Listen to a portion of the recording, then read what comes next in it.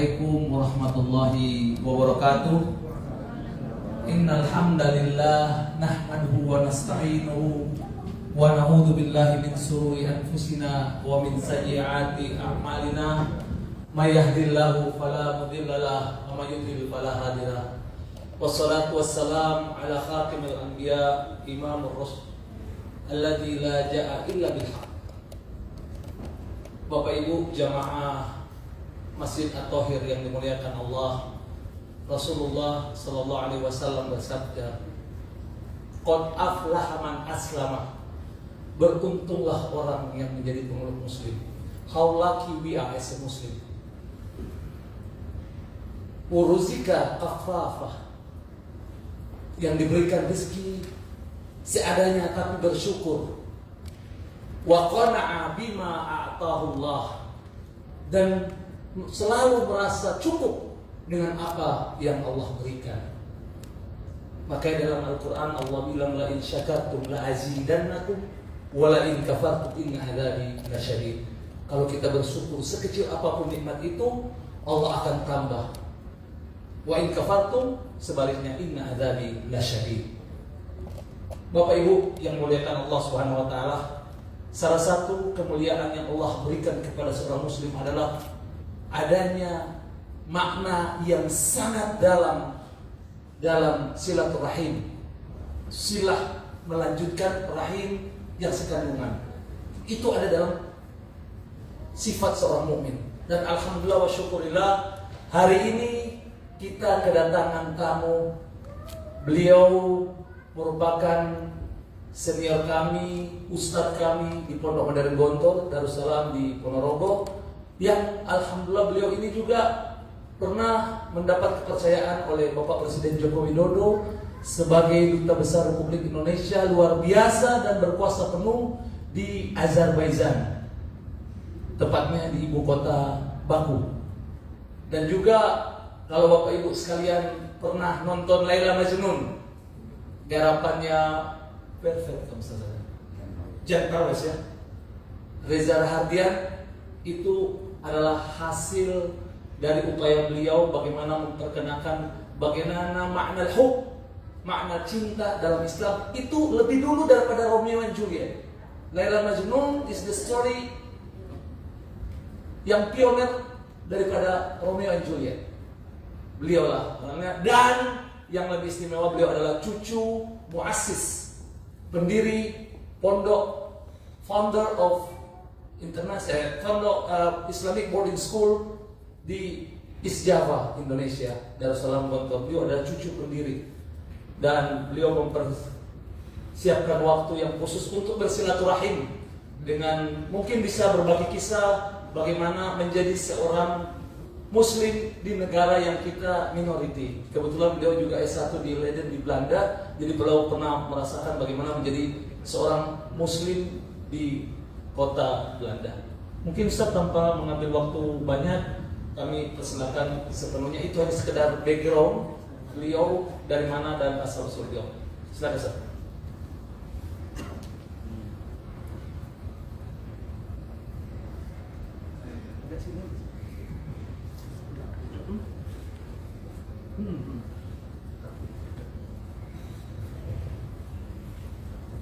Bismillahirrahmanirrahim. Assalamualaikum warahmatullahi wabarakatuh. Waalaikumsalam warahmatullahi wabarakatuh. Alhamdulillah, alhamdulillah, alhamdulillahi rabbil alamin. Wassalatu wassalamu ala asrofil anbiya'i wal mursalin, Sayyidina Muhammadin wa ala alihi wa sahbihi ajma'in. Asyhadu an la ilaha illallah wa asyhadu anna Muhammadar Rasulullah. Rabbi auzi'na an nashkura ni'mataka allati an'amta 'alaina wa 'ala walidayna wa an na'mala shalihan tardahu walhirna bi rahmatika fi ibadika shalihin. Hasbunallah wa ni'mal wakil, ni'mal maula wa ni'mal nasir, wala haula wala quwwata illa billahil aliyyil azim. Amma ba'd. yang saya muliakan, para sesepuh, orang tua kami yang ada di LA ini, saya lihat ini semuanya adalah orang tua saya ini, senior-senior, bapak-bapak, ibu-ibu, dan semua saudara-saudaraku, saudara-saudara yang hari ini hadir di tempat ini, maupun yang sedang ada di Zoom ya, dan di Facebook. Saya mengucapkan banyak terima kasih sudah diterima di komunitas Muslim di LA ini, dan sesungguhnya ini adalah kali pertama saya berkumpul dengan saudara-saudara seiman dan setakwa di LA ini. Ada beberapa kali saya ke Amerika, ke negeri ini, namun baru kali ini saya bisa bertemu dengan bapak-bapak dan ibu-ibu di sini. Saya sendiri biasanya kalau ke Amerika, ke California, ke San Francisco, karena di sana di kota San Jose itu ada keluarga besar saya di sana. Ya, ada beberapa adik saya yang sekolah di sana dan tinggal di sana, dan ada juga yang sudah tinggal dan beristrikan orang sini, ya, orang San Jose. Jadi memang baru kali ini saya bisa bertemu dengan bapak-bapak dan ibu-ibu sekalian. Alhamdulillah, saya sangat bersyukur sekali. Karena syukurnya amantakallati an'amta alaina. Ya Allah, Engkau berikan nikmat yang luar biasa, dan mudah-mudahan ini menjadi bagian dari keberkahan buat kita semua, karena kita bisa bersilaturahim, kita bisa berkumpul, dan kita membagi cerita. Saya tidak pantas untuk berceramah di sini karena saya lihat banyak para senior, bapak-bapak, ibu-ibu, dan para ustadz, para dai, mubalik. Saya juga kebetulan berteman dengan Ustadz Kiai Samsul Arifin Nababan, ya. Benar kata. Ya, dan sama-sama kita mendirikan pondok pesantren di Bogor. Alhamdulillah, sebulan yang lalu atau awal Juli lalu itu kita sudah membuka pesantren itu untuk tahun ajaran baru. Yang muridnya belum banyak, baru 100 orang, Pak. 105 orang ya. Itu ala kuliatul muallimin al-Islamnya, muhadalah kuliatul muallimin al-Islamnya, plus juga ada tahfidz Quran, plus juga pondok mualaf. Alhamdulillah, mudah-mudahan bisa berjalan lancar, dan mudahan, dan kami mohon doanya dari Bapak dan Ibu sekalian, mudah-mudahan pondok kita, pondok kami, pondok pesantren modern Darul Ilmi namanya, di Gadok, Ciawi, Bogor, Jawa Barat, ya. Nah, kampungnya Ibu, iya Bu, Bu Yani ya, iya Bu. Mohon doanya Bu. Nanti kalau pulang kampung, pulang ke Indonesia, mampir tengok anak-anak kita, ya.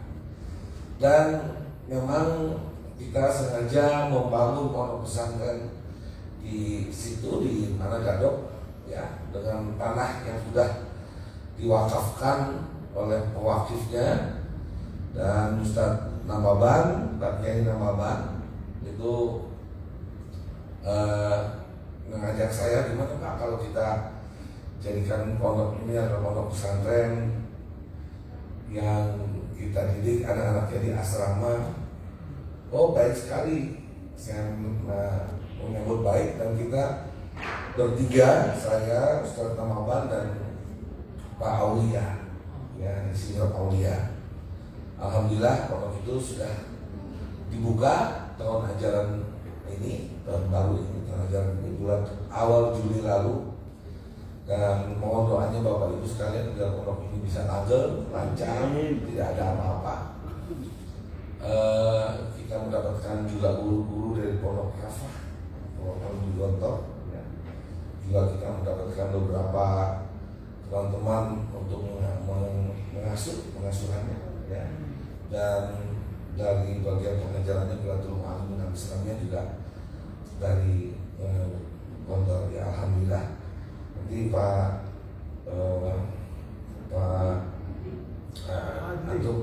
Fadli kalau ke Indonesia nanti jangan lupa mampir, ajak saudara-saudara kita yang lainnya. Bapak-bapak, ibu-ibu sekalian, tadi sudah disampaikan oleh Pak Fadli.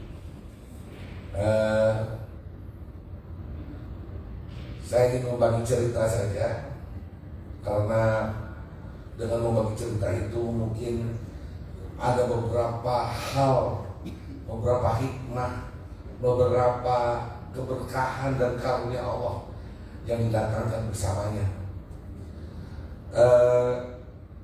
Kita semuanya ini sesungguhnya adalah sebagai musafir. Kita semuanya ini sedang berjalan dan melata di atas muka bumi Allah, yang tentunya muka bumi Allah ini bukan milik kita, ya. Bumi Allah ini ya makhluk Allah yang ditumpangi kepada kita semuanya. Sesungguhnya perjalanan manusia itu tidak pernah kita ketahui bagaimana, di mana, apapun. Bapak Ibu, saya mulai merantau juga pada awal tahun 87. Setelah saya selesaikan studi saya di Pondok Modern Gontor di Jawa Timur bersama dengan Pak Fadli ini dulu, ya. Antum tahun 87, 88 itu mana? CSD ya. Iya. Saya tahun 88. Pak Fadli SD gimana saya? Iya. Saya masuk ke Pondok Modern Gontor itu 82. Ya, 82. Tamat SMP, saya lahir besar di Jakarta. Ya, kakek saya memang orang Jawa Timur, orang Gontor, orang Ponorogo. Tapi ayah saya tinggal di Jakarta, orang tua saya di Jakarta. Ibu saya orang Sunda, Bu, orang Cianjur. Bapak saya orang Campuran, orang Ponorogo dan Sumatera. Jadi saya ada darah Sumatera Barat. Ya, jadi kakek saya itu orang Ponorogo yang menikah dengan orang Minang. Orang awak ya? Ambo lain bahasa Minang tapi orang awak. Yo aku yo wong Jawa. Juga. Kayak Pak Fadli berarti bahasa bisa. Oh, iya. Pak Fadli jago ya. Kami kan biasa Sunda, Bu.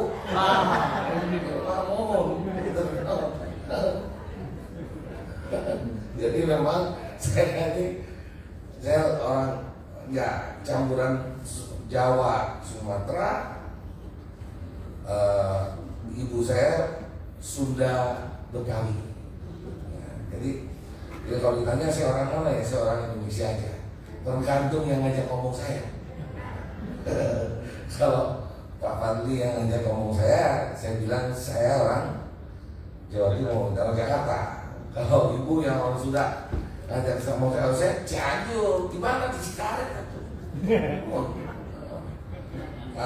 Lu dari mana? Gue dari mobil jadi negara. Bapak gue lahir di situ kan begitu lah. Terus kalau ditanya lagi orang-orang Sumatera Barat, lah iya kok Minang. Di mana kan? Baik Papua di Pakansari Senayan, kota Nanggampek. Lain tahu bahasa Belanda, ya alhamdulillah.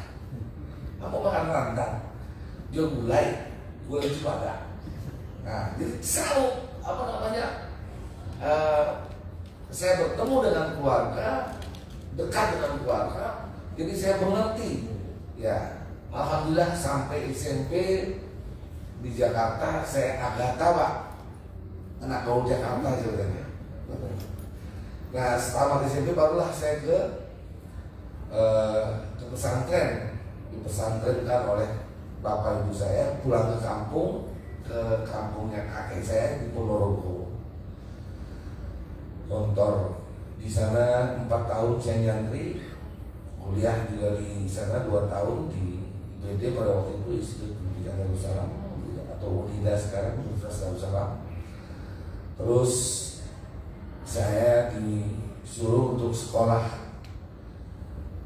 dan saya pergi sekolah keluar, Pak. Jadi kuliah pertama S1 saya di Pakistan, di Islamabad. S1 kedua saya di Lahore, di Punjab University. Terus S1 ketiga saya di Lahore juga, di GC, Government College, Punjab University. Jadi background saya adalah background Islamic Studies, background sastra, art, ya saya menyelesaikan studi saya di bidang sastra Inggris dan juga saya menyelesaikan studi saya di DC Government College, Punjab University untuk Political Science. Nah, saya ambil master 93, saya berangkat ke Belanda, ke Leiden, Pak. Ke Leiden University Belanda sampai 97, pulang ke Indonesia. Selama itu, Pak, selama 6 tahun di Pakistan, 4 tahun di Belanda, saya nggak pernah pulang. Sekalipun nggak pernah pulang. Bang Toy 3 tahun sudah pulang. Saya nggak pernah pulang. Jadi 10 tahun nggak pulang. Nah, pulang ke Indonesia itu membawa segala macam ijazah dan ijazah. Saya menikah di sana di Belanda. Tahun 97 pulang kembali ke tanah akhir sebelum reformasi.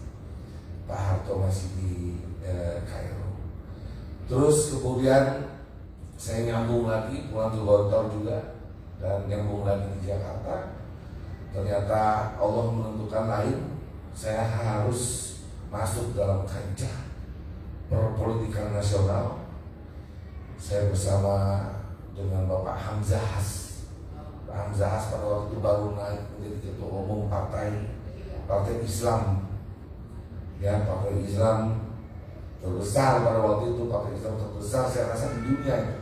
Nggak ada partai Islam terbesar seperti P3 pada waktu itu. Ya. Dan berasaskan Islam. Saya masuk di partai itu. Bukan di partainya, tapi saya diminta oleh Pak Hamzah untuk menjadi beliau punya sekretaris pribadi. Nah, kemudian mulailah saya belajar langsung terkait dengan politik praktis, Pak. Ya. Saya menemani beliau sampai beliau menjadi wakil presiden. Ya, di zamannya Habibie beliau menjadi menteri BUMN dan BKPM. Di zamannya Gus Dur, beliau Hamzah Has menjadi menteri Menko Kesra pada waktu itu. Ya, menteri Koordinator Kesejahteraan Rakyat. Kemudian beliau juga menjadi wakil presiden di zamannya Ibu Megawati. Saya terus ikut beliau menjadi sekretaris pribadi beliau, menjadi sekretaris wakil presiden sampai tahun 2005. Nah, kemudian tahun 2007 saya mulai benar-benar masuk ke dalam sebuah partai politik, United Development Party, ya, Partai Persatuan Pembangunan. United Development Party satu-satunya partai yang berasaskan Islam sampai hari ini.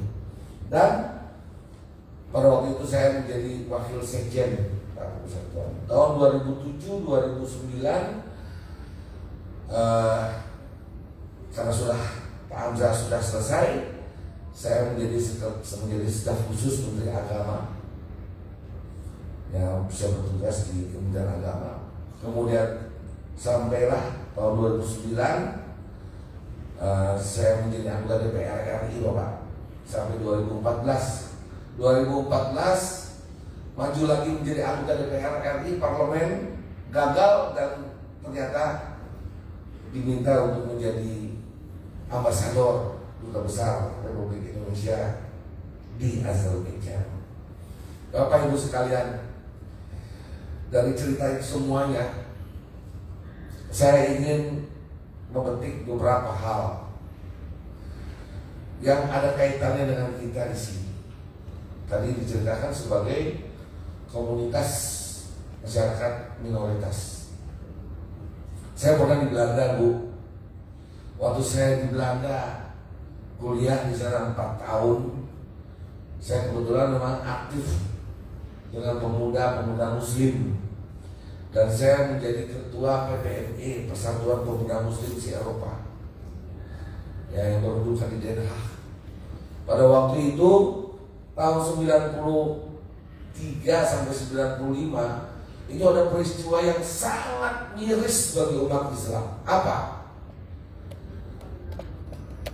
Genosida di benua Eropa, di Bosnia Herzegovina, di mana Yugoslavia pecah dan Serbia, salah satu pecahan Yugoslavia yang dipimpin oleh Broz Tito, ya, Broz Tito sudah tidak ada, pecahlah Yugoslavia, maka Serbia yang menjadi etnis terbesar di Yugoslavia itu menguasai semua daerah-daerah yang pernah di bawah Yugoslavia, termasuk satu wilayah besar yang bernama Bosnia Herzegovina.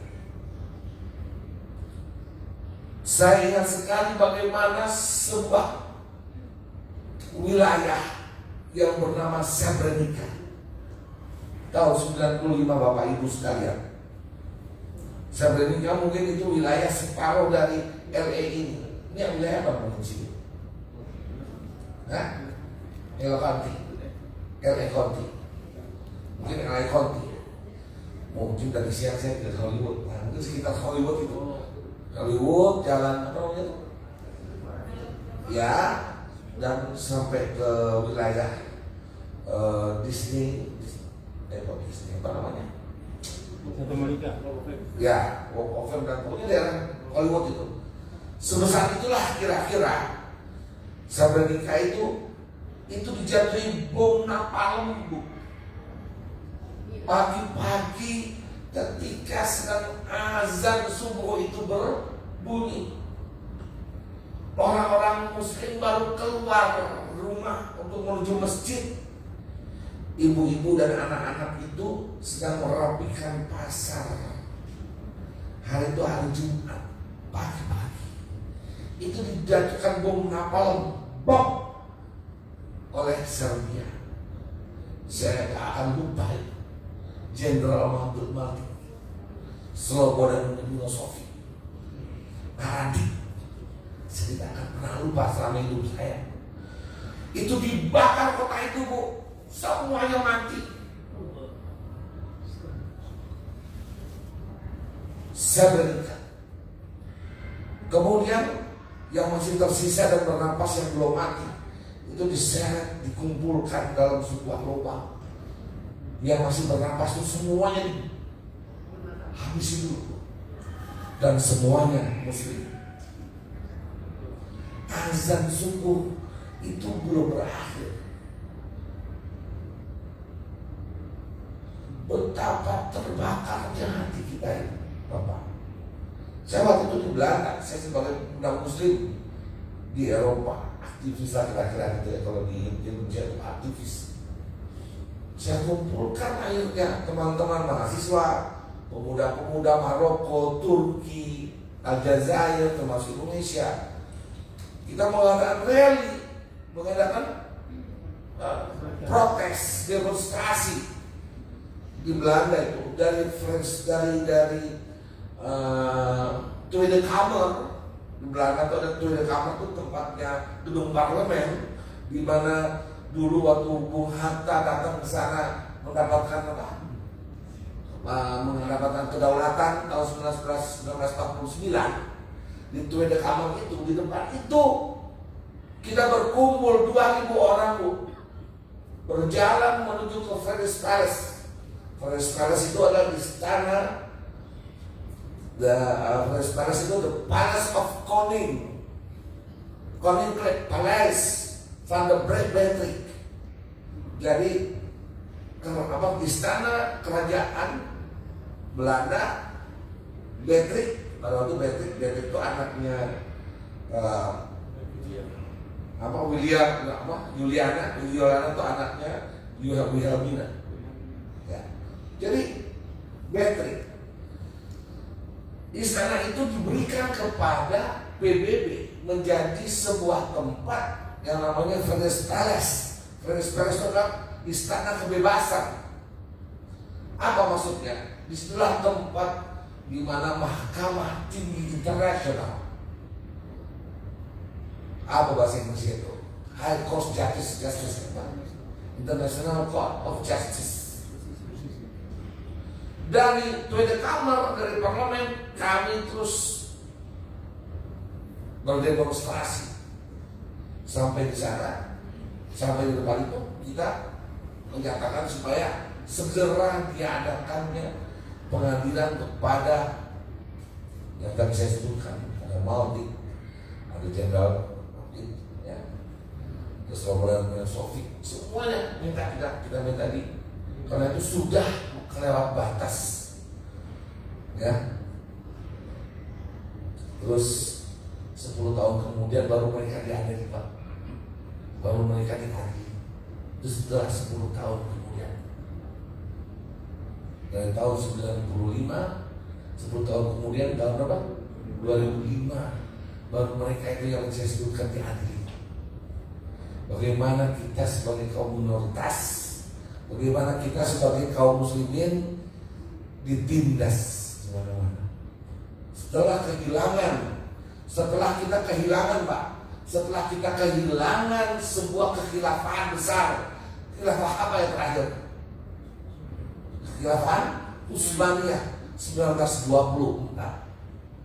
1924 kekhilafan Islam terbesar di dunia terakhir runtuh oleh anak negerinya sendiri yang bernama Kamal Pasar atau runtuh khilafah Islam.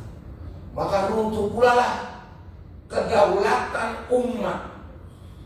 Di mana-mana umat Islam terjajah, tertindas.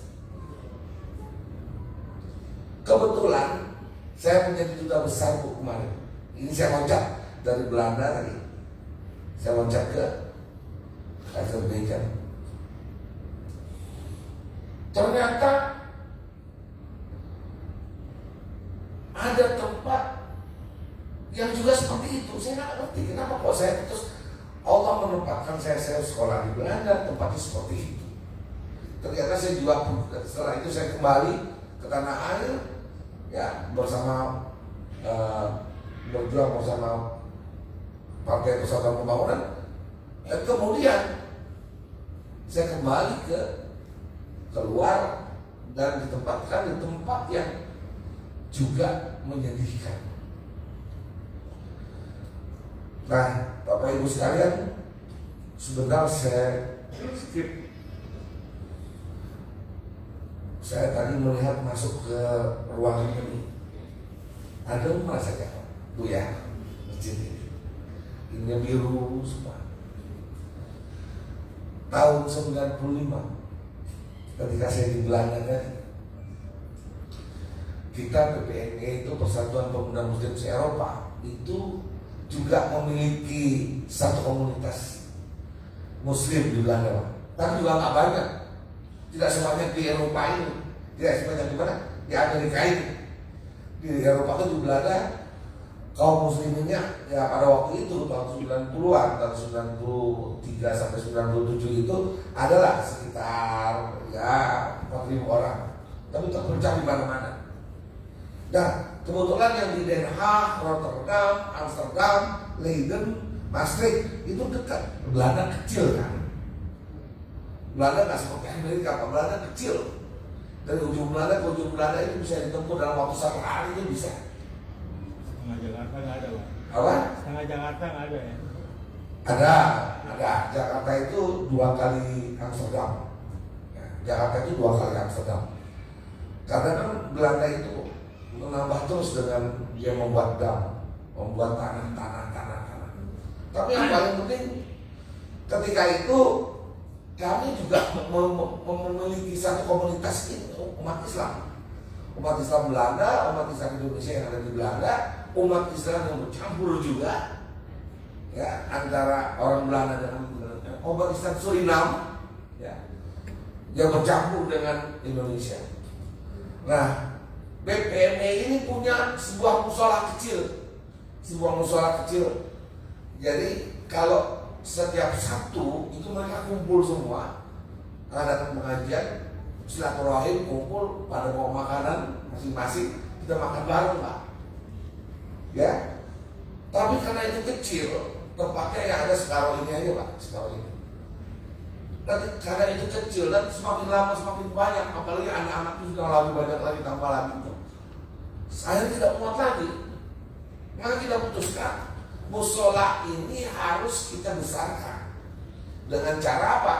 Kita bangun baru, kita beli tanah bangun baru, dan kita mengumpulkan uang. Mungkin sama ceritanya dengan di sini, ya. Karena udah gak cukup lagi. Dan tempat parkir di sini susah kan? Sama saya juga. Tadi berpikir pasti parkir susah di sini. Sama di Belanda dulu saya juga begitu. Nah, musola kecil PPME itu yang Muslim Association Europe atau PPE atau Persatuan Pemuda Muslim se-Eropa, atau yang bernama Musola Al-Ittihad di Jalan Daguan Strat 40 itu Den Haag. Karena saya pada waktu seorang mahasiswa, jadi saya lah yang tinggal di musola itu Pak. Saya tinggal di situ, kuliah saya di Leiden. Setiap pagi saya berangkat kuliah, siang saya balik ke musola. Musola itu tempat saya tinggal, tempat saya belajar, tempat saya mengabdikan diri. Jadi ada anak-anak ngaji sore-sore, saya ngaji di sana. Ada orang mau belajar tentang Islam, ada orang yang mau masuk Islam, kita syahadatkan di situ. Ada orang yang mau menikah, segala macam. Jadi saya di situ. Sampai akhirnya saya menjadi ketua PPME, Persatuan Pemuda Muslim se-Eropa. Menjadi ketua di situ, mengurus itu semuanya. Maka tahun 95 karena nggak cukup, kita bikinlah suatu acara yang namanya wakaf dari 1000 umat. Kita minta wakaf, kita minta. Jadi siapa yang mau wakafkan tanah, ya 1 meter, 2 meter berbentuk uang, itu nanti kita belikan tanah, atau kita kumpulkan untuk kita belikan tanah. Ternyata nggak bisa, tanah di Belanda itu kurang karena kecil dari Pak.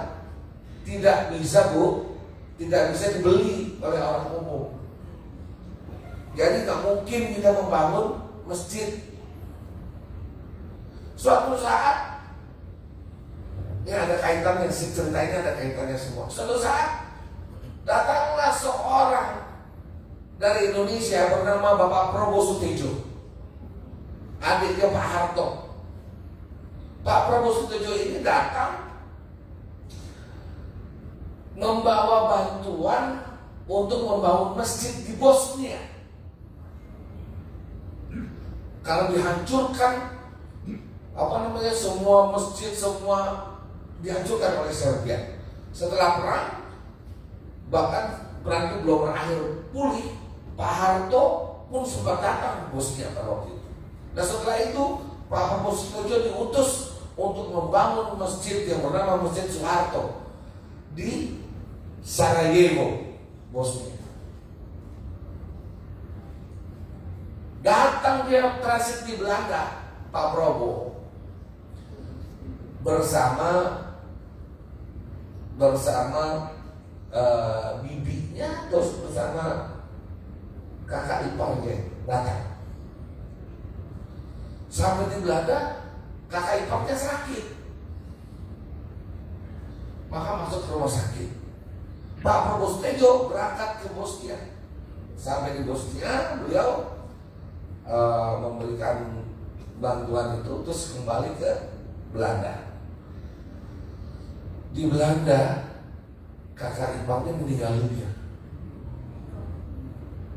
Nah, ketika sampai di Belanda, dia melihat kakaknya meninggal dunia.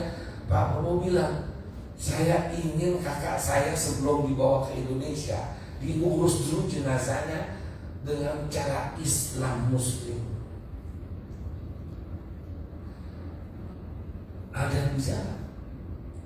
Ya, tentunya kita lah dari teman-teman musola tadi, BPMB tadi, menguruslah jenazah beliau di rumah sakit untuk membungkus ya dengan kain kafan, mengabikannya ke Islam, kemudian kita doakan, kita sholatkan, baru dikirim, dipaketkan oleh Garuda ke Jakarta.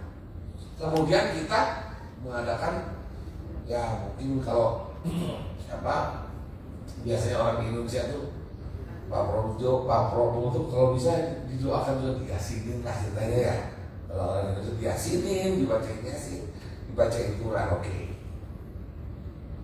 Kemudian Pak Prabowo bilang, terima kasih banyak saya ini bersyukur sekali ada komunitas Muslim di sini. Terima kasih sekali apa yang bisa saya bantu buat kaum Muslimin di sini. Saya bilang, Pak, saya susah Pak, kemarin Bapak habis bawa uang buat masjid di Bosnia, bawa pulang bawa aja uang lagi ke sini, kita bikin masjid di sini. Saya bilang begitu, kita belum punya masjid, kita kekurangan dana. Ini dana ini sekian baru berapa ribu gulden. Waktu itu belum euro Pak. Berapa ribu gulden kita dapatkan ini dari ngumpulin tapi ya kapan mau bangunnya? Uang sewa kalau mau nyewa kok pun susah. Kalau ingin mengadakan sholat Idul Fitri Pak, sholat Idul Adha atau acara-acara misalnya perayaan apa, susah kita. Mau sholat kecil di Belanda nggak boleh yang namanya hall ya, hall untuk pernikahan, untuk pesta itu dipakai untuk keagamaan. Sama nggak di sini? Di sini boleh kan dipakai apa ini boleh? Terus ini Pak, apa namanya? Misalnya tempat itu adalah tempat olahraga. Karena kita Idul Fitri kayak di Indonesia, seperti Anies Baswedan bikin apa namanya? Stadion dipakai buat sholat Idul Fitri, kan nggak apa-apa toh. Tapi di sana nggak boleh. Yang namanya stadion dipakai buat main bola, bukan buat sholat. Nah jadi bagaimana? Jadi setiap rumah agama harus dipakai untuk jadi rumah agama. Gedung pertemuan dipakai untuk gedung pertemuan. Pada suatu saat Pak, sekali waktu kita ingin mengadakan acara Maulid Nabi lah. Ikut seperti di Indonesia lah, rame-rame Maulid Nabi. Intinya sih kita ingin mengumpulkan umat Islam, ya ingin mengumpulkan umat Islam di Belanda itu dan ingin menjadikan umat Islam itu tergugah bahwa kita ini harus punya masjid besar. Saya nyewa katedral, saya menyewa Grote Kerk, gereja besar, tempat penobatan Wilhelmina di tengah-tengah kota Den Haag. Gereja itu bisa dipakai buat acara pesta, perkawinan, ulang tahun, sebagainya. Saya datang ke sana, saya bilang saya mau sewa gereja ini, boleh nggak? Oh boleh Pak. Untuk apa? Untuk acara ulang tahun. Saya nggak kasih tahu ulang tahun siapa. Berapa bayarnya? Bayarnya nggak paham, namanya gereja, ya kan? Saya bayar tiket sekian. Berapa orang kira-kira? Ya, mungkin sekitar 500 lebih lah. Oh banyak. Saya mau pakai semua ini. Hall gereja ini kita pakai. Boleh nggak kita tutup itu? ornamen-ornamen itu. Di situ ada patung Kristus, patung Yesus Petrus, ada gambar-gambar ini, Bunda Maria, semua katedral Pak. Boleh nggak? Oh boleh kan. Saya beli ini Pak, beli kain panjang besar hitam, terus saya tutup semuanya. Terus di depannya baru tertempel Allah Muhammad itu apa hadis-hadis Nabi, syahadat itu di dalam gereja Kruta Kerot di tengah-tengah kota sentrumnya Den Haag. Pagi-pagi jam 7 kita setelkan itu ayat-ayat sejarah Al-Quran. Acara jam 10 pagi. Pagi-pagi jam 7 kita setel. Orang sana bingung. Satu kota bingung. Aneh dengan suara Al-Quran. Itu terjadi Pak. Karena kita nggak punya tempat. Ketika ditanya untuk siapa, ulang tahun siapa? Terakhir ketika saya akan mengadakan acaranya, hari ini transaksinya selesai, ya kan besok sudah mau kita masukkan barang-barang itu. Saya bilang, saya ingin merayakan hari ulang tahun junjungan saya. Dia bingung kan? My Prophet Muhammad. Dia kaget. Pada itu ya, yes, like you Yesus, you have Natal, but we don't know that is true or not 25 December. But this is true. Itulah Rabiul Awal. Oh yes, no problem. Oh nggak tahu Pak, saya merayakan Maulid kami di gereja gereja besar katedral. Yang jadi umat Islam dari mana-mana di seluruh Belanda itu masuk ke dalam itu. Di situ saya undang Pak, yang namanya penceramahnya yaitu Saad Samlan, almarhum Saad Samlan. Dia seorang ulama dari Madura. Dia kebetulan anggota DPR RI pada waktu itu. Wah, ceramah. Yang baca Quran waktu itu Ibu Maria Ulfa. Mesti ingat Ibu Maria Ulfa baca Quran.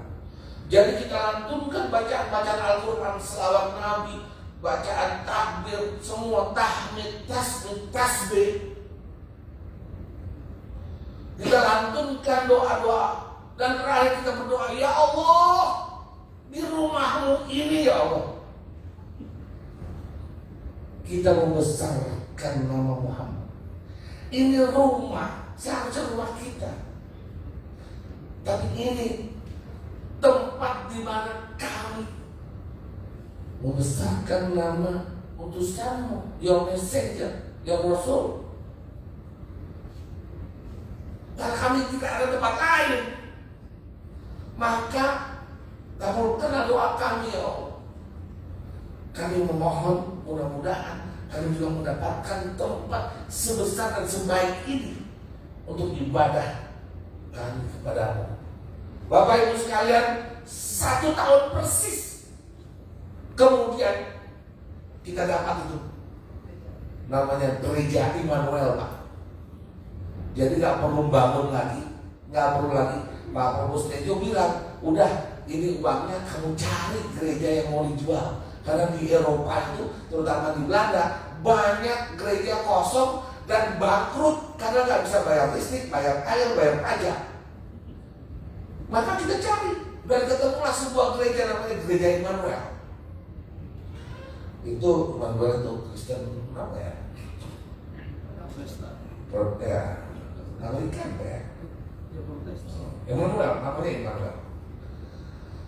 Nah, kita coba tutup kolongan yang di atas. Tapi bentuknya kita nggak rubah, itu tetap seperti itu. Kita datangi semua lingkungan perumahan yang di situ.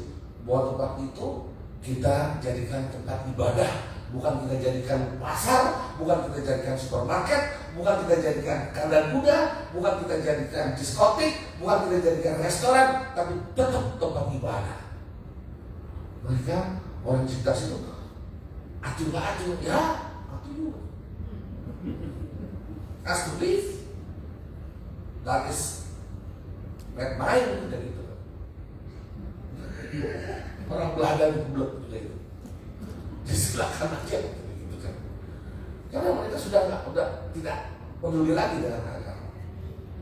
Maka, nah itu gereja Immanuel itu besar, cukup rumahnya besar, juga ada rumahnya di belakang itu, ada guest house-nya juga.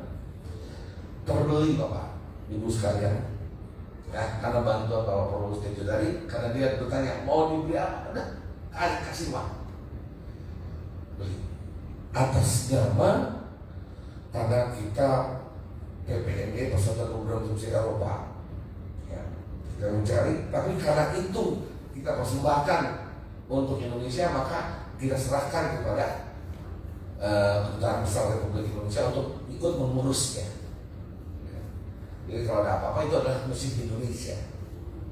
Maka jadilah masjid itu dari Immanuel, dari gereja Immanuel menjadi Masjid Al-Hikmah. Bentuknya pun lucu. Itu gereja bentuknya itu menurun. Jadi altarnya itu di depan sana. Orang itu kalau sembahyang itu dari atas ke bawah. Jadi altarnya di sana. Pakai kursi-kursi. Ya? Sama waktunya. Sama main ya? Iya. Sama ya? Nah, begitu kita coba untuk sholat, di mana kita cari tempat mihrab, ternyata bersama. Jadi orang sholat maka mungkin sholat. Karena turun begini. Ya, begini juga ya. Ini juga begini. Oh, sama ya. Exactly. Jadi saya nggak salah saya ceritain Pak. Jadi turun ke bawah.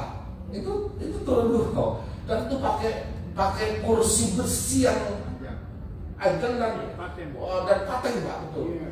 Kursinya itu kursi baja. Itu nyongkelnya ampun Pak. Wah. Dan kita yang mengerjakan itu Pak. Kita teman-teman mahasiswa dari London, ayo kapan lagi saya bilang gitu kan. Kita beramal ini buat kita kan ini kita gitu kan ya. Kapan lagi kita meninggalkan sebuah legasi, sebuah amal jariah yang tidak akan pernah kita dapatkan lagi mungkin selama ini. Kita tongkelin satu. Kemudian Pak, kita ratakan.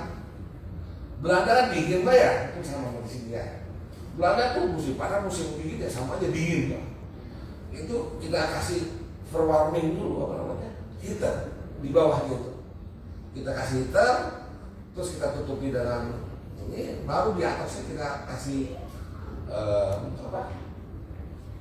keramik, baru dikasih karpet. Jadi sekarang mereka sholatnya ke sana. Jadi nggak kesana, kalau kesana masih menurun. Bapak Ibu sekalian, alhamdulillah tahun 95 itu masyarakat Muslim Belanda Indonesia memiliki masjid bernama Masjid Al-Hikmah di Den Haag, di ibu kota negeri Belanda, Esgravenhage atau Den Haag.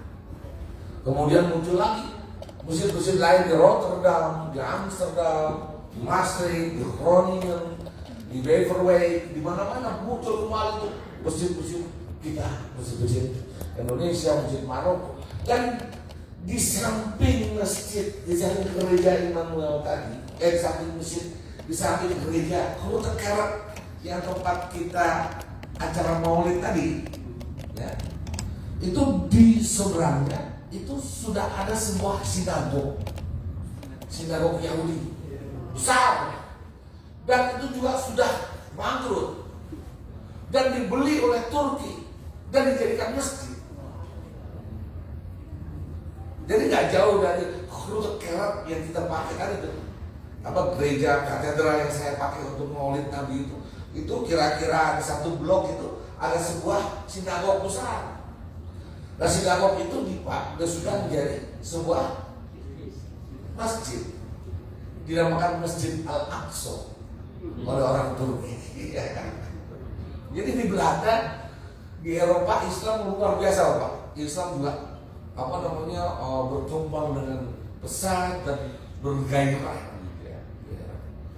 Yaitu pengalaman saya sebagai pada waktu itu Ya saya masih mahasiswa ambil master saya di Leiden, dan tempat itulah, masjid itulah, mumpung ini masjid seperti ini dari gereja Immanuel ke Masjid Al-Hikmah, mumpung belum dipakai oleh siapa-siapa.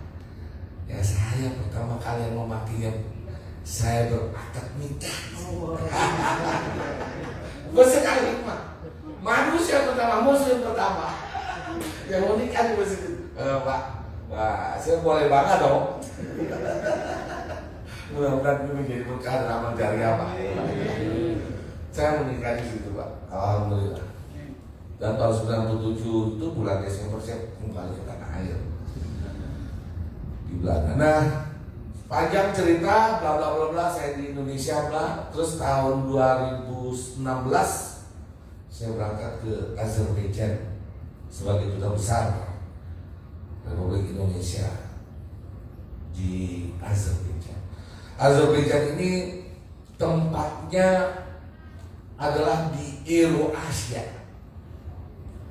Azerbaijan ini bertempat di Eurasia.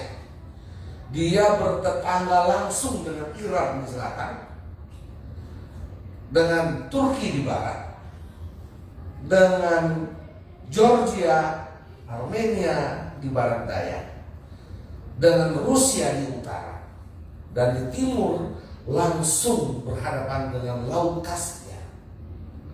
Laut Kaspia adalah danau terbesar di dunia. Danau terbesar di dunia, Laut Kaspia. Di seberang Laut Kaspia itu adalah Asia Tengah. Di sana adalah negeri-negeri seperti Kazakhstan, Turkmenistan, Tajikistan, Uzbekistan, Kirgistan, Dagestan, Afghanistan, Pakistan, dan sebagainya di selatan. Tan semua itu di Asia Tengah. Nah, yang membelah antara Asia dengan Eropa itu sesungguhnya adalah Laut Kaspia, the Caspian Sea. Caspian Sea ini adalah danau terbesar di dunia. Dan di pinggir itulah wilayah yang bernama negeri Azerbaijan.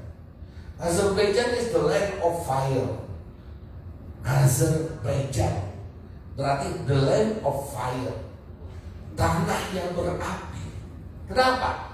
Karena tanah itu, Pak, dikorek sedikit dia mengeluarkan gas, dan dikorek ke dalam lagi muncrat itu yang namanya minyak, oil. Manusia pertama di dunia ini yang menemukan minyak bukan di Texas, Pak, bukan di California, tapi di Persia, dan itu tempatnya di Azerbaijan, di pinggir Laut Kaspia. Makanya Persia mengatakan bahwa kamilah penguasa api. Maka muncul sebuah agama tertua di dunia yang mengesahkan Tuhan. Agama monoteisme pertama bernama Zoroaster.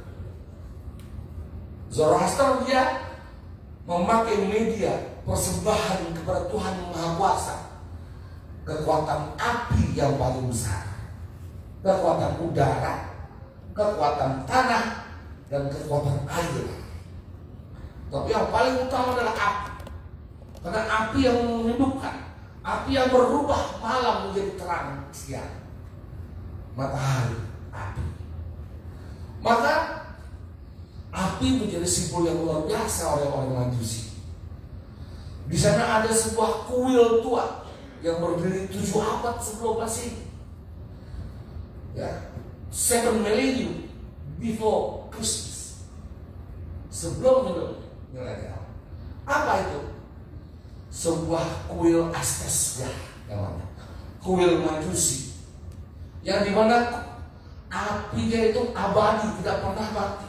Hanya sekali seumur dunia ini dia mati apinya, ketika Rasulullah SAW Muhammad lahir. Itu api dia Majusi, api dia Aztec meredup mati. Bapak Ibu sekalian, ini cerita bukan cerita omongan saya nih. Di bangku saya berbual. Oh bukan, ini cerita saya di situ. Jadi Azerbaijan adalah negeri api, the land of fire. Bahasa Azerbaijan itu Otlar Murju, the land of fire. Saya katakan, disitulah tempat di mana agama Majusi pertama. Azura Mazda. Orang Jepang punya mobil namanya Mazda. Ya kan? Kenapa? Karena orang Jepang menyembah matahari. Shinto. Nah, Azura Mazda. Nah, Bapak Ibu sekalian, itu yang namanya Azerbaijan. Dia ini menjadi tempat di mana orang dan peradaban berkumpul. Disitulah makamnya Nabi Nuh alaihissalam.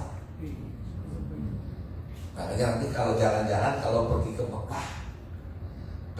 Mekah, mana untuk umroh, ya jalan-jalannya jangan ke Eropa lagi, tapi ke Azerbaijan.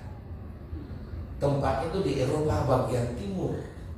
Kalau di Asia, dia Asia bagian Asia Barat Daya. Kalau Eropa timur. Nah itu Bapak Ibu sekalian, di Azerbaijan inilah tempat di mana peradaban manusia muncul. Disitulah lahir Nabi Nuh alaihissalam dan dimakamkan di sana. Di situ pula lah Nuh membangun sebuah bahtera besar dan kota yang di mana Nuh alaihissalam itu dimakamkan bernama kota Nakhchivan. Kota itu bersih, bagus, modern Pak. Kota Baku, ibu kota Azerbaijan itu modern, amat sangat modern. Sayang mereka dijajah oleh Rusia, oleh Tsar Rusia atau Kaisar Rusia 100 tahun, dan dijajah oleh Uni Soviet setelah itu 70 tahun. 170 tahun dijajah oleh Rusia komunis. Belanda jajah kita 350 tahun. Tapi ada perbedaannya. Orang Muslim, orang beragama, orang di masjid, orang di pesantren tidak ada apa-apain sama Belanda. Betul nggak Bu? Orang Islam nggak ada apa-apain, nggak apa-apa orang Islam ke masjid, kan masjid nggak ada apa-apain sama Belanda. Ya,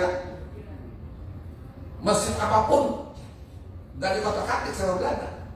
Yang penting kalian umat Islam jangan ikut-ikut campur urusan politik. Urusan kekuasaan itu urusan gubernur jenderal, urusan Samsudkun gitu kan, itu gubernur jenderal Belanda, gitu. Urusan dagang jangan urusan itu umat Islam kan begitu, VOC. Ya, 350 tahun kita. Tapi kalau Rusia, Uni Soviet, komunis, ateis, itu 100% mereka Muslim. Azerbaijan, Kaukasus, wilayah Kaukasus Selatan, Kaukasus Utara, wilayah Kaspia dan wilayah Asia Tengah, itu semuanya Muslim. Setelah kekhilafahan Ottoman runtuh, masuk Tsar Rusia menjajah mereka. 100 tahun kemudian Uni Soviet. Islam, agama di sana itu dikeruk, dicerabut seakar-akarnya. Bukan hanya ditebang, masjid bukan hanya diruntuhkan Pak. Agama-agama, gereja, sinagog Yahudi, gereja-gereja Ortodok Armenia, Ortodok Rusia, Ortodok Albania, Ortodok Bizantium, itu bukan hanya dilarang. Masjid-masjid kaum Sunni dan Syiah di sana bukan hanya dilarang, tapi dibongkar, dirontokkan Pak. Agama itu dikorek, dicerabut seakar-akarnya. Bukan hanya agama, peradabannya, budayanya, sejarahnya, makanannya, minumannya, pakaiannya, bahasanya diganti dengan Rusia, diganti dengan peradaban Rusia. Jadi kemarin waktu saya datang ke sana tahun 2016, saya merasa aneh. Itu negeri sangat kental dengan Islam. Yang membawa Islam ke Azerbaijan itu Sa'ad bin Abi Waqqas, sahabat Nabi abad ke-7 Pak. Sahabat Nabi abad ke-7 bernama Sa'ad bin Abi Waqqas. Setelah mengislamkan Kaukasus dan Asia Tengah, Sa'ad bin Abi Waqqas terus merantau ke Cina. Di daratan Cina, di Guangzhou, beliau membangun masjid besar, Masjid Sa'ad bin Abi Waqqas, dan meninggal di sana. Satu-satunya sahabat Nabi yang meninggal di Cina bernama Sa'ad bin Abi Waqqas. Azerbaijan, negeri 1000 peradaban. Di sana juga saya menemukan banyak tokoh-tokoh yang dimakamkan di sana. Ibu, bapak pernah tahu cerita tentang Uwais Al-Qarni? Ya, Uwais Al-Qarni pernah tahu, sahabat Nabi yang tidak pernah bertemu dengan Nabi, tapi Nabi bertemu dengan beliau di surga. Ketika Nabi bermimpi, Nabi bertemu dengan Uwais Al-Qarni di surga. Bahkan terompahnya itu sendal kulitnya itu tertinggal di surga.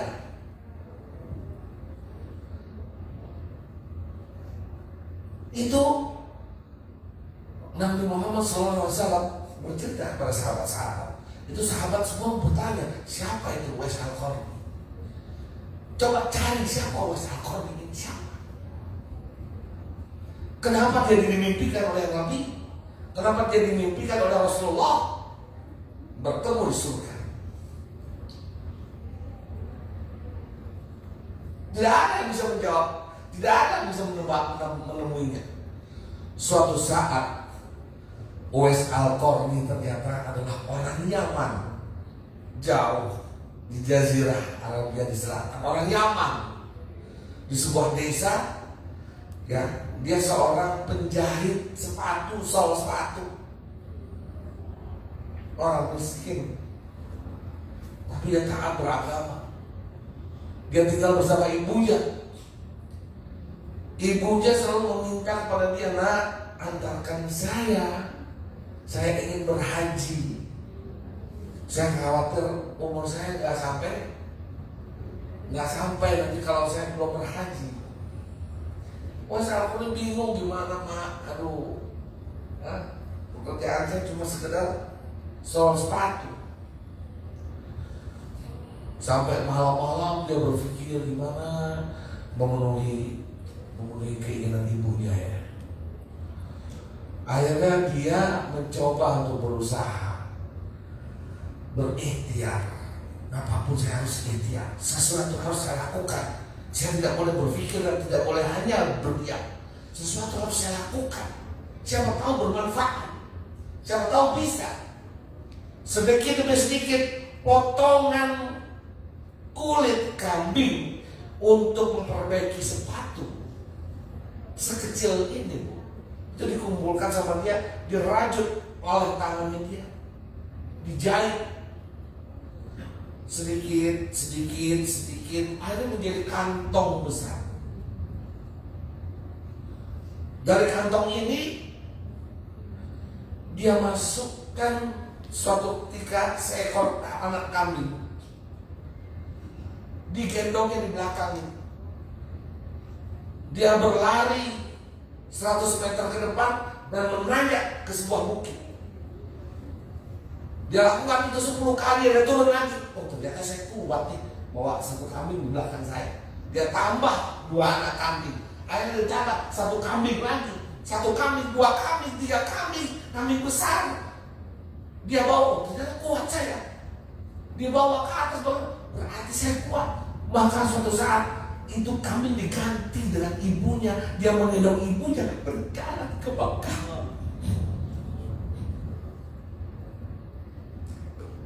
Betapa Uwais Al-Qarni sangat takut, sangat berbakti kepada orang tuanya, luar biasa.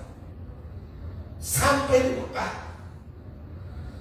melaksanakan haji, dia ingin bertemu dengan Rasulullah. Rasulullah sudah tidak ada, Rasulullah sudah meninggal. Betapa kecewanya dia. Kenapa saya tidak membuat ini dari dulu? Kenapa saya tidak berangkat dari dulu? Pun orang tuanya, ibunya yang tua renta itu setelah berhaji meninggal juga di sana. Dia mau kembali ke Yaman, bertemulah suatu saat dengan sahabat Nabi. Sahabat Nabi yang lain berkata, Anda ini dari mana? Oh, saya dari Yaman. Kemarin saya lihat Anda bersama ibu dia yang sudah meninggal dunia. Saya ingin bertemu dengan Rasulullah. Rasulullah juga sudah meninggal dunia, sudah tidak ada. Terus bagaimana? Sebenarnya Anda ini siapa? Saya ini Uwais dari Yaman. Siapa nama kamu? Uwais Al-Qarni. Sahabat itu kaget. Oh, Anda lah yang diomongkan oleh Nabi Muhammad. Anda lah yang diceritakan dan dicari-cari oleh semua orang. Anda lah yang dimimpikan oleh Rasulullah. Apa yang Anda lakukan? Dia bercerita tentang ibunya tadi. Sangat berbakti, dia upayakan ibunya sampai bisa belajar. Nah kemudian Uwais Al-Qarni ini dia berjihad, berdakwah, menyebarkan Islam bersama-sama ekspedisi setelah setelah Sa'ad bin Abi Waqqas. Berangkat beliau ini Uwais Al-Qarni ke Kaukasus dan meninggal juga di Azerbaijan. Saya sudah ke makamnya Uwais Al-Qarni. Kalau ibu bapak ingin berziarah ke makam sahabat Nabi yang dimimpikan oleh Nabi di surga, datanglah ke Azerbaijan. Di sana Uwais Al-Qarni dimakamkan. Di sana juga Nabi Nuh alaihissalam dimakamkan. Dan banyak ulama-ulama yang juga dimakamkan di sana. Dan banyak tokoh-tokoh. Ada tokoh seorang pujangga, seorang sastrawan Muslim besar, terkenal sepanjang masa. Pasti Bapak Ibu tahu, dialah Nizami Ganjawi. Nizami Ganjawi menulis 5 buku selama hidupnya.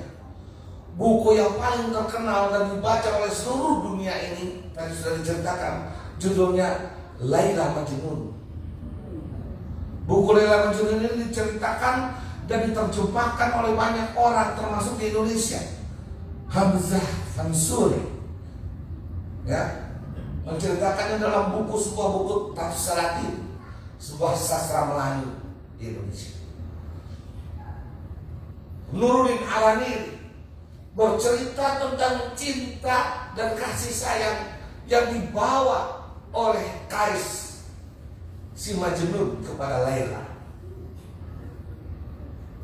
Buya Hamka, seorang pujangga Muslim di abad ini, almarhum Buya Hamka, menulis roman yang berjudul Tenggelamnya Kapal Van der Weyck. Di dalam cerita kapal Van der Weyck, bagaimana seorang Zainuddin dan Hayat, 2 manusia yang berbeda karakter, berbeda adat istiadat, bertemu mengadu sebuah kekuatan kasih sayang yang orang sekarang mengatakannya love, cinta. Anak-anak sekarang begitu. Satu lagi Pak,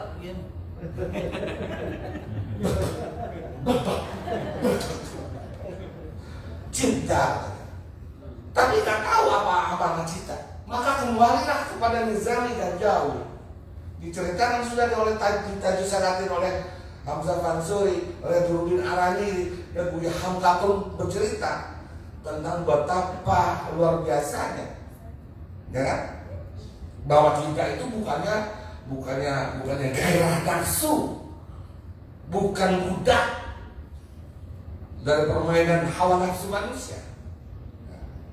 Ini Pak, saya ngomong cerita kemana-mana ini Pak ya. Cerita macam-macam ya.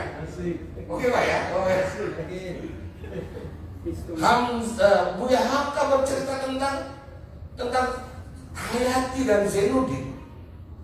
Kemudian Buya Hamka juga bercerita tentang bagaimana seorang anak yang pergi ke Mekah dan bertemu dengan kekasihnya di Mekah, di bawah naungan Ka'bah. Kalau Bapak Ibu membaca buku sastra dari Buya Hamka, di bawah naungan Ka'bah, tenggelamnya kapal Van der Weyden, maka Ibu Bapak akan tahu apa sesungguhnya arti cinta yang diinginkan oleh Allah Subhanahu wa Ta'ala. Nizami Ganjawi bercerita abad ke-12 Bapak. Abad ke-12 beliau menulis. Beliau adalah seorang berasal dari Azerbaijan atau dari Persia atau dari Kaukasus, di tempat yang bernama Ganja, kota Ganja. Di situ dia dimakamkan juga. Nizami Ganjawi, dialah sebagai contoh dan semua cerita-cerita sastra dan roman. Di abad ke-16, maaf ya, saya begini Bapak ya. Di abad ke-16, di abad ke-16, di abad pertengahan, ketika Eropa mengalami revolusi industri, Renaissance, abad ke-16, Renaissance, setelah Louis keempat digalantin, dipotong kepalanya, revolusi Perancis, ada seorang yang bernama William Shakespeare menulis sebuah roman mengikuti atau mencontoh Nizami Ganjawi di abad ke-12 berjudul Romeo and Juliet, Hamlet. Tapi apa isinya? Bapak Ibu yang sudah tahu apa isinya? Hah?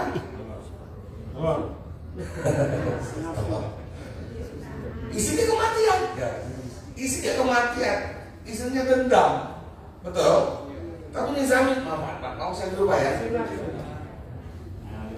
Ini memang harus jahit silakan. Ini apalagi di sini makan enak terus Pak ya. Jadi Nizami Ganjawi bercerita dalam bukunya Laila Majnun. Katanya si Majnun ini sih, Majnun ini namanya Kais. Si Majnun, kenapa dibilang Majnun? Karena suka merancun. Majnun itu gila. Sebenarnya namanya Kais. Si Kais ini suka merancun. Si gila ini suka merancun. Makanya bilang gila atau merancun. Kenapa merancun? Dia bilang begini, bagaimana saya tidak bisa bagaimana saya tidak bisa tidak mencintai Laila karena darah saya, butiran-butiran keringat saya, nadi saya dan nafas saya adalah Laila. Bagaimana Laila tidak mencintai saya? Karena cintanya Laila adalah cinta saya. Bagaimana saya tidak bisa melupakan cinta Laila? Karena cinta Laila adalah ciptaan sang pencipta cinta. Oh, bahasanya udah tinggi tuh Pak. Tinggi. Wah, tingkat dewa itu. Ini makanya gue ceritain ini. Nggak Bapak Ibu sekalian, kalau saya terusin tambah pusing ya kita. Masih kuat Pak. Intinya adalah bahwa Nizami Ganjawi Di abad ke-12 ketika Romawi, Imperium Romawi, Bizantium sebelumnya, di abad sebelum Kristus, sebelum Yesus Kristus, sampai abad ke-1, ke-2, ke-3, sampai abad ke-8, ke-10, 11, perempuan tidak berharga Bapak Ibu. Perempuan adalah barang, seperti barang, seperti mobil yang kita bisa beli, kita bisa jual, kita bisa tinggalkan, kita bisa menyerahkan. Mohon maaf Bu, mohon maaf. Wanita, perempuan tidak berharga. Hanya kita pakai untuk memuaskan nafsu seksual kita. Setelah itu sudah. Bahkan di Timur Tengah, di Arab, di zaman jahiliyah, sebelum Nabi Muhammad lahir, apa yang dilakukan oleh orang Arab pada waktu itu? Kalau dia memiliki anak perempuan, maka anak itu akan dikubur hidup-hidup. Malu. Perempuan tidak ada harganya. Di abad ke-12, ya, di abad ke-12 itu berarti 6 abad setelah 6 abad setelah kelahiran Nabi, 6 abad setelah wafatnya Nabi Muhammad. Nabi Muhammad wafat di abad ke-7, 1632. Nabi Muhammad lahir di abad ke-6, 1571. Ya, 571 lahir. Ya, bapaknya Abdullah, ibunya Aminah. Terus menjadi Rasul, menjadi utusan Nabi, menjadi Nabi berapa tahun? Hah? Dari 571 sampai 632. Berapa puluh tahun? Hanya 40 tahun. Ya, sekitar 40 tahun. Jadi Nabi Muhammad 600 tahun setelah itu, abad ke-12, Nizami Manjajawi menulis buku itu.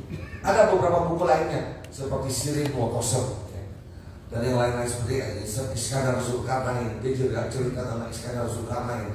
Dia juga bercerita tentang beberapa hal. Tapi yang paling terkenal dan terkemuka di seluruh jagat raya ini, bukunya Nizami Manjajawi adalah Laila Majnun.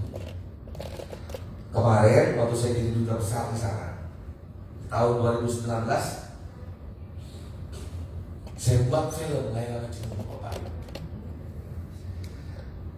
Saya buat film Laila Majnun. Laila Majnun itu saya memadukan antara Indonesia dan budaya Azerbaijan.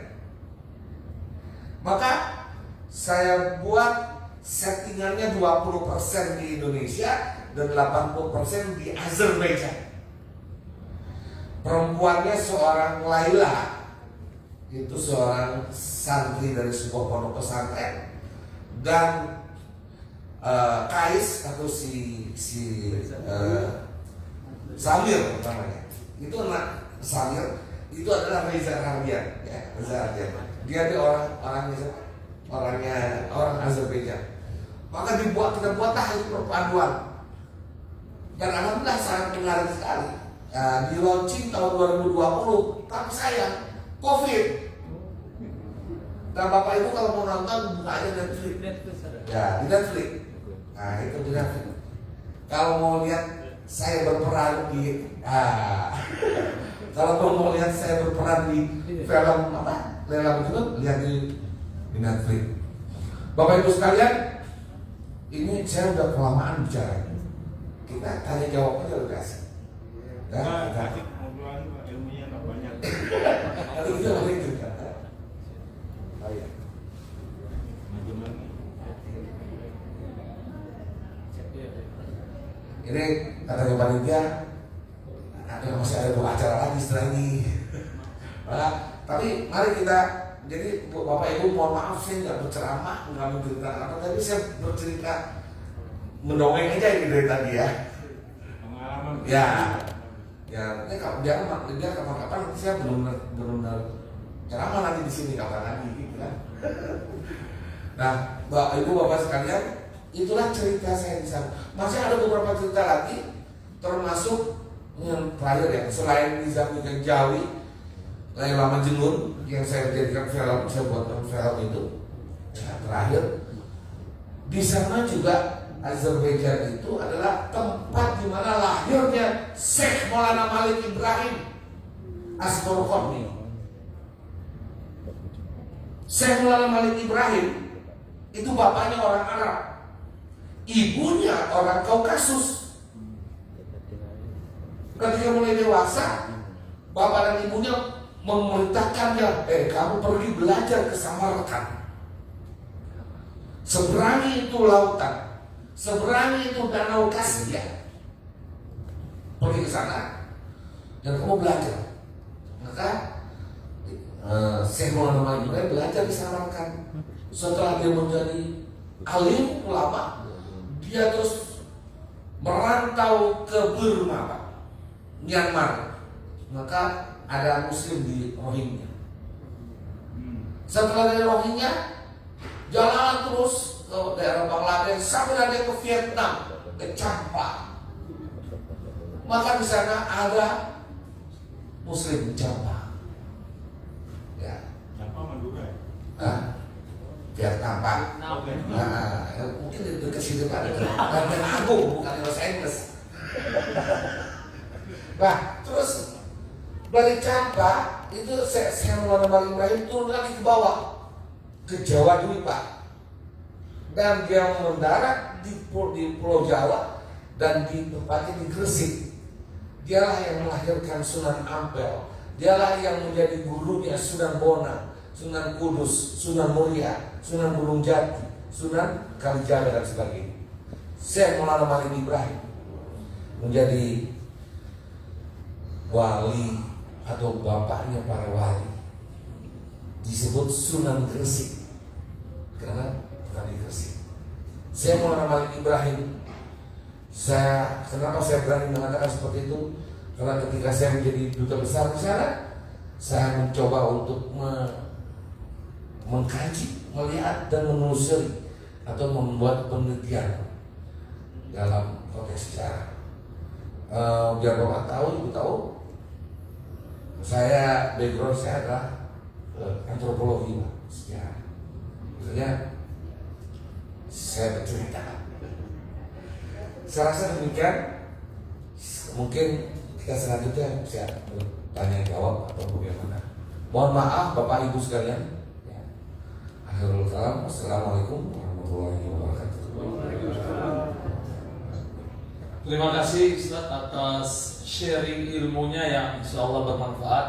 Yang jelas Bu Lola, kalau dalam konsep Islam itu, kalau dari tarik cerita Laila Majnun, dibilang laisal jamal yu'dil al-hub, bukan kecantikan yang buat cinta, walakinnal hubba yu'addi ilal jamil. Tapi cinta itu yang membuat kecantikan. Jadi Pak Farhad, kalau udah cinta selalu kelihatan Bu Lola cantik. Kalau dalam bahasa filosofinya bilang innal muhibba liman yuhibbul muti. Orang kepada yang dia cinta pasti patuh. Kalau ibu suaminya udah nggak patuh, berarti udah nggak cinta itu. Tidak termasuk dalam cerita Laila Majnun.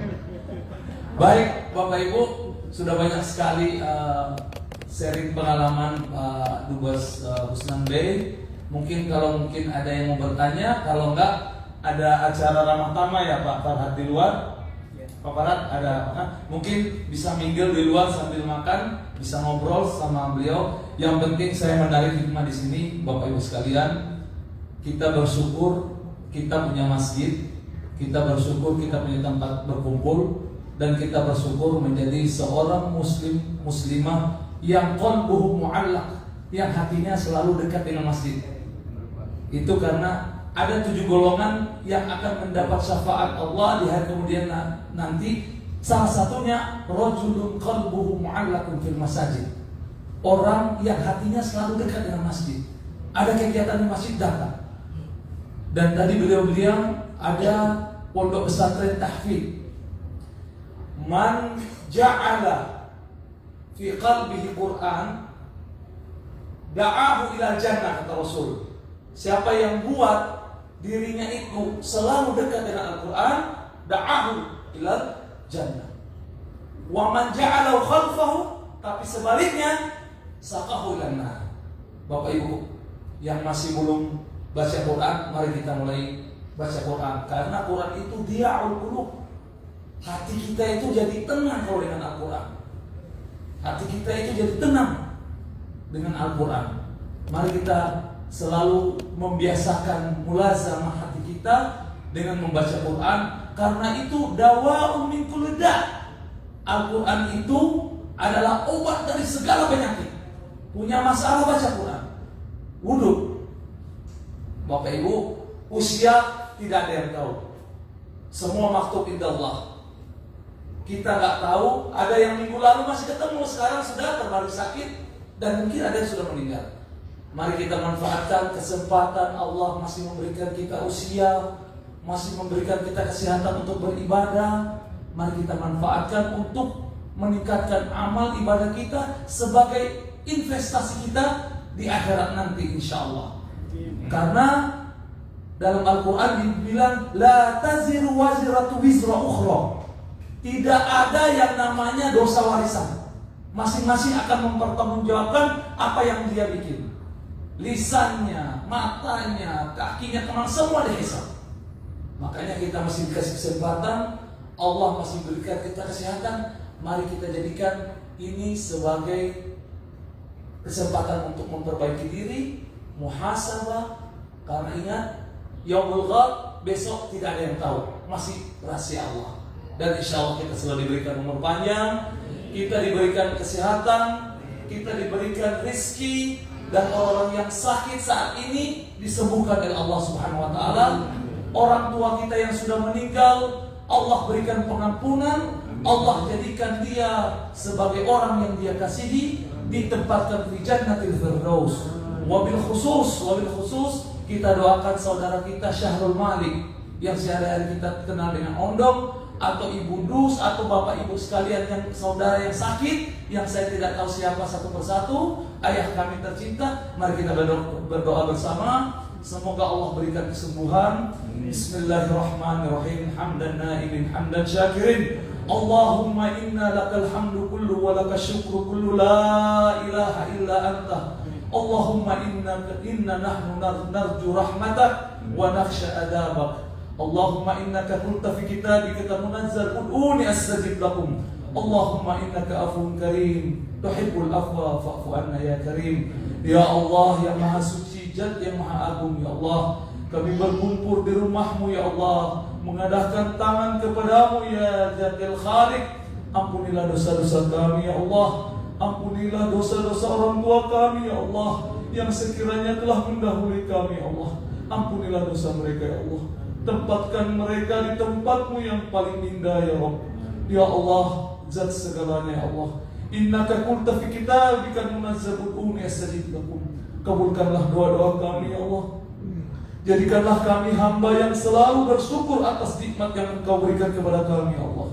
Ya Allah, jadikan setiap nafas yang Engkau berikan kepada kami untuk selalu berzikir dan mengingat-Mu ya Allah. Ya Allah, sekiranya ada perbuatan kehilafan kami ya Allah, ampunilah ya Allah. Jadikanlah kami hamba yang selalu dan selalu berbuat baik untuk sesama kami ya Allah. Ya Allah, sekiranya ada dari kami penyakit ya Allah, angkatlah penyakit kami ya Allah. Ya Allah, sembuhkanlah orang-orang yang ada di sekitar kami ya Allah, saudara-saudara kami yang ada di tanah air ya Allah. Engkau maha segalanya ya Allah. Innaka la ilaha illa anta astaghfirullah wa natubu ilaik. Innaka anta tawwabur rahim. Warzuqna rizqan halalan thayyiban innaka antar razzaq. Rabbana atina fid dunya hasanah wa fil akhirati hasanah wa qina adzabannar. Walhamdulillahi rabbil alamin. Wa adkhilna al-jannata ma'al abrar azizul ghafar. Bapak Ibu sekalian, mohon maaf sekiranya ada kesalahan. Wassalamualaikum warahmatullahi wabarakatuh.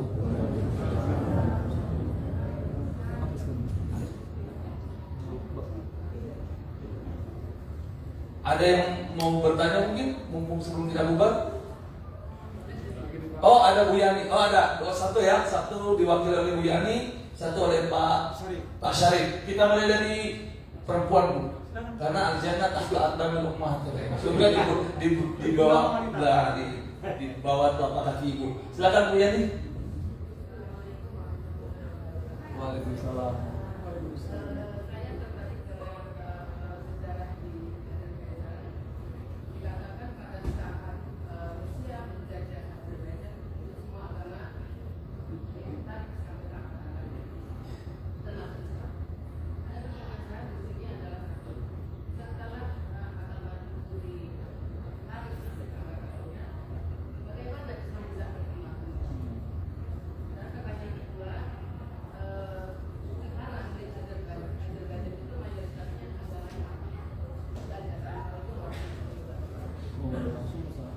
Yang kedua Pak. Assalamualaikum warahmatullahi wabarakatuh. Nama saya Syarifullah. Kami dari Philadelphia Pak. Dan kami yang sudah sering saya mendengar cerita dari Bapak itu benar-benar terketuk ya. Kebetulan kami juga hampir sama seperti di Philadelphia tidak punya masjid Pak. Jadi waktu itu juga masjid Al-Falah itu kami sejak Al-Falah ya. Itu sama sekali dan kita pernah menumpang di sebuah gereja juga. Karena di Philadelphia ada 14 gereja milik orang Indonesia, masjid milik orang Indonesia. Dan sampai saat ini alhamdulillah sudah dimiliki masyarakat itu sendiri. Dan itu istilah sering aja bagaimana kita menjadi minoritas bisa berdampingan dengan agama lain. Dan kami berharap juga mudah-mudahan aplikasi daripada seperti ada negara yang Bapak termasuk di sini juga bisa diaplikasikan kepada di negara Indonesia bagaimana Muslim menjadi berkembang dan menjadi rahmatal alamin berdampingan. Itu aja cuma sekedar saya salut dan terima kasih.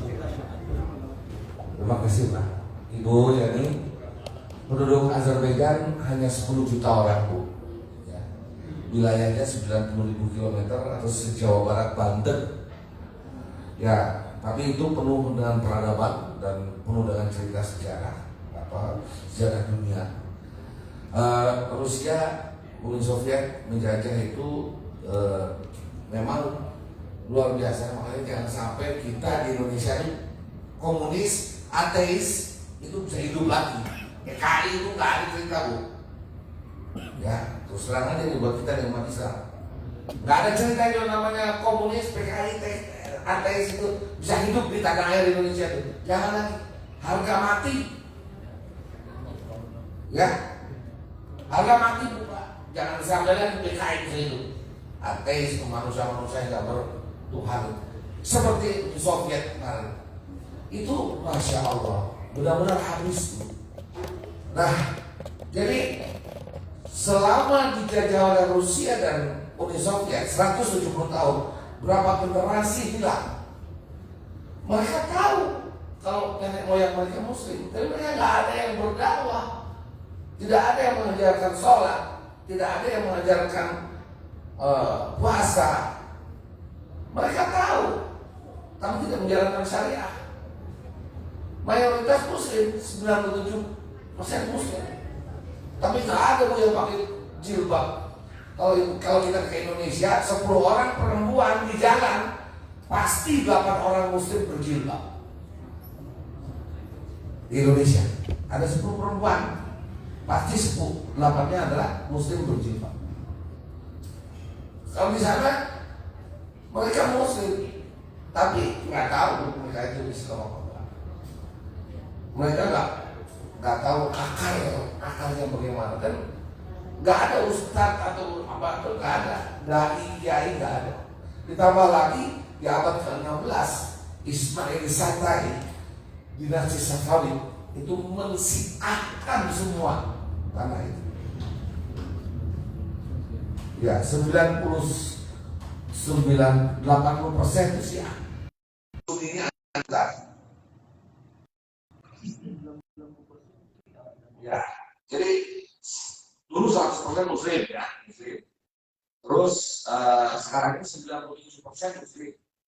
Dari 97% itu 80%-nya Syiah, 20% ada tapi di atas Muslim, di atas Syiah, Pakistan, Muslim.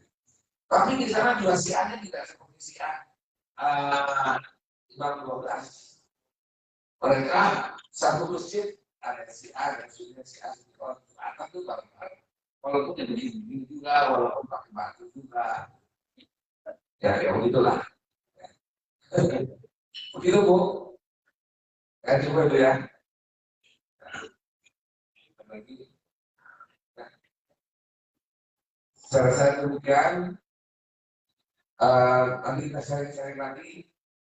Mohon maaf dulu, nanti kalau misalnya kita bisa, Bapak Ibu sekalian kita bisa sharing-sharing, kita bisa kotak-kotak, bisa digunakan alamat, kita bisa sekolah ya. Ya, saya hari ini saya di Jakarta, saya bertugas sebagai staf ahli Kementerian Bappenas Rencana Pembangunan Nasional.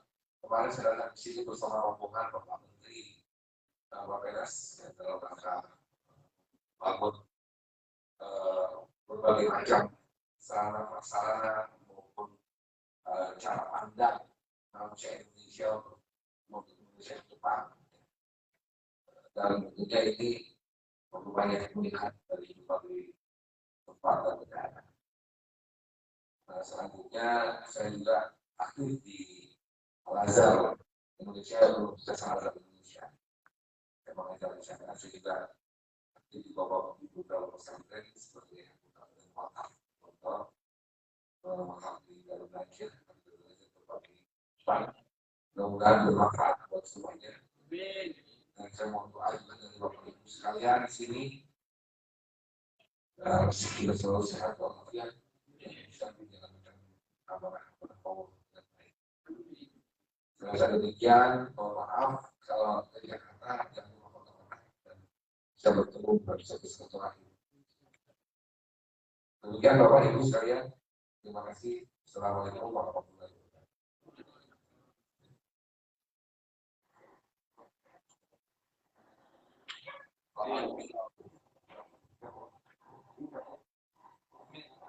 Terima kasih Ustaz. Waktunya walaupun di tengah kesibukan Ustaz masih dapat hadir hari ini. Ustaz adalah sahabat daripada Ustaz Samsul Arifin Abang, dan insya Allah mungkin di lain hari Ustaz akan kembali kita ini dengan Ustaz Samsul Arifin Abang. Selanjutnya marilah kita santap malam bersama karena itu sudah disediakan. Sekian, assalamualaikum warahmatullahi wabarakatuh.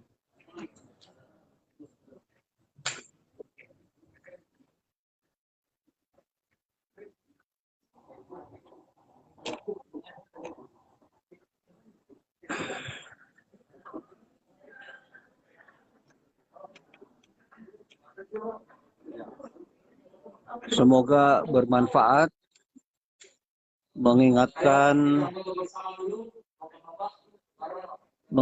teman-teman semua bahwa setiap subuh kita ada sholat subuh di sini ya.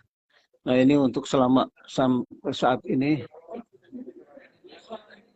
iqomahnya masih jam 5 ya.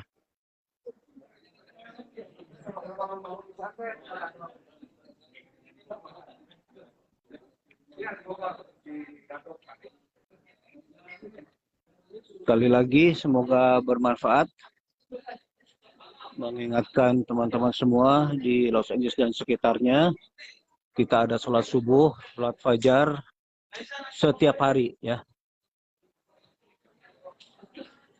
Sampai ketemu lagi di video kami yang lainnya. Nanti kita sambung lagi ya. Assalamualaikum warahmatullahi wabarakatuh. Jazakumullahu khairan.